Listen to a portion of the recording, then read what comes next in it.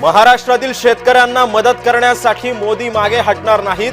सरकारनं नुकसानीचा अहवाल केंद्र सरकारकडे पाठवावा. केंद्रीय गृहमंत्री अमित शहांचं शेतकऱ्यांना आश्वासन. अमित शहा राज्य सरकारच्या पाठीशी. मुख्यमंत्री सहायता निधीसाठी 1 कोटींची मदत तर मुख्यमंत्री देवेंद्र फडणवीस यांची माहिती. पूरग्रस्तांच्या मदतीसाठी अंतिम प्रस्ताव राज्यानं केंद्राकडे द्यावा. शेतकऱ्यांना लवकरात लवकर मदत कशी होईल ते पाहावं. शरद पवारांचा राज्य सरकारला सल्ला. ठाकरे बंधू पुन्हा एकदा एकत्रित. राऊतांच्या नातीच्या नामकरण सोहळ्याला राज ठाकरे आणि उद्धव ठाकरे एकत्रित. मातोश्रीवर ठाकरे गटाची महत्वाची बैठक. संजय राऊत, अनिल परवांसह इतर नेते उपस्थित. स्थानिक स्वराज्य संस्थांच्या निवडणुकीमध्ये चर्चा होण्याची सुद्धा माहिती.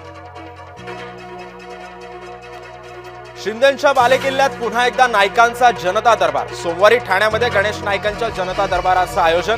शिंदे गणेश नाईकांमध्ये शीतयुद्ध सुरू असल्याच्या चर्चा.